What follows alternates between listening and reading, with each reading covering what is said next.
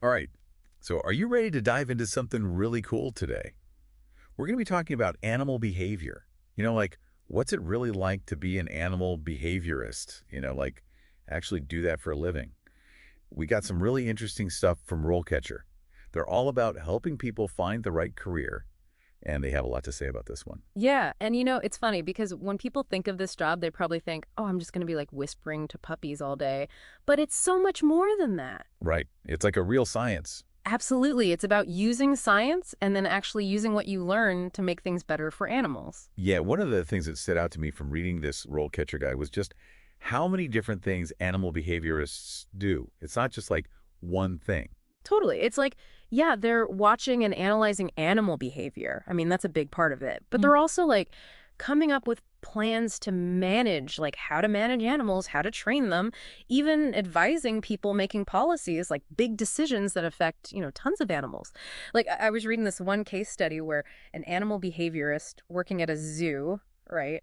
And they figured out how to like really reduce the stress of these gorillas Oh, wow. by just changing like their environment a bit, to be more like how they naturally are. So they had to understand, like, why the gorillas were stressed, not just that they were. Exactly. So it's about understanding the why. Like, let's say you've got a dog, Yeah. right? And he just barks all the time. An animal behaviorist isn't just going to be like, oh, how do we get the dog to stop barking? They're going to be like, okay, why is this dog barking so much? Like, what's going on? They have to be like a detective almost. Totally. Like, is it because they're, anxious when their owner leaves? Or are they, being protective of their territory? Could even be like a medical reason sometimes. That's so true. I didn't think about that.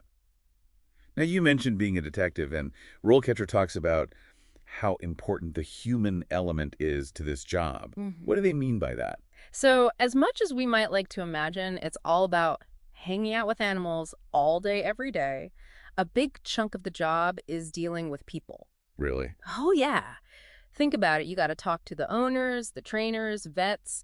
Depending on what kind of animals you're working with, it could even be zookeepers, wildlife rangers. So you could be talking to like a scientist about some complex animal behavior thing one minute, and then the next minute you're explaining to like a regular dog owner why their dog won't stop chewing their shoes. Exactly. And you got to be good at explaining things to all those different people, making them feel heard and getting them to trust what you're saying.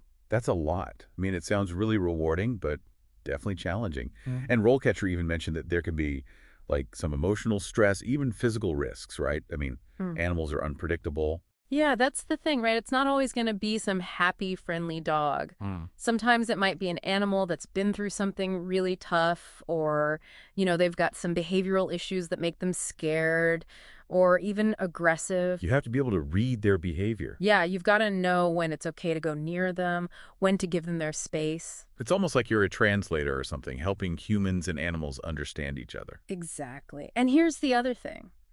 Sometimes, the human might actually be part of the problem, which can be a tricky conversation. You mean like, what if you realize the owner's behavior is actually making the problem worse without realizing it? Yes. Like, imagine you have to tell someone who really loves their dog that they're actually making their dog's separation anxiety worse by, like, giving them a ton of attention right before they leave. Oh, yeah. You got to be really careful and understanding in those situations. It's not always easy, but when you can help an owner understand their pet better, help them have a stronger bond, it's really rewarding. Yeah. There are two sides to every story, I guess. Exactly. And, it's not all tough conversations. There's so many amazing things about this field, too. Well, yeah, I mean, you're working with animals all the time. That's got to be the best part, right? It really is. I mean, of course, you get to be around these amazing creatures, but there's something so incredible about knowing that what you're doing is making a real difference. Like, imagine helping a dog in a shelter who's terrified of people learn to trust again, or working with like a parrot that keeps pulling out its own feathers because it's stressed, and then seeing it become its happy, playful self again. That's amazing. Right. Those are the moments that make it all worthwhile. It's like you're giving them a voice, letting them live their best lives. And it's not just about helping one animal at a time, is it? I mean, RoleCatcher talked about how animal behaviorists can have an impact on like a whole species of animals. Yeah, totally. Think about conservation, trying to protect endangered animals. Animal behaviorists are super important for that. Like, they study how these animals behave in the wild, like their mating rituals, how they migrate, their social structures.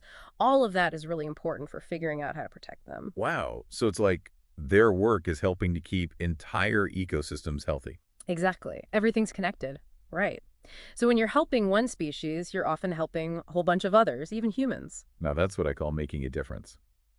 So speaking of paths, RoleCatcher also talked about the different career stages in animal behavior, like starting out and then moving up. Absolutely. Yeah. And it was interesting to see how the things you'd be doing would change as you gain more For experience. sure. You might start as an assistant, maybe shadowing a more experienced behaviorist, collecting data, helping with training. Okay. And then as you get better and you know more, you start taking on more responsibility. Maybe you even specialize in a certain species or particular behavior problem. So you could like start out helping with puppy training classes, but Mhm. then end up doing research on like wolves in Yellowstone. Exactly. Or you could be running the whole show as like a chief animal behaviorist at a zoo or a research center. Chief Animal Behaviorist. That's a pretty cool title, Right. but I'm guessing it takes more than just loving animals to get there.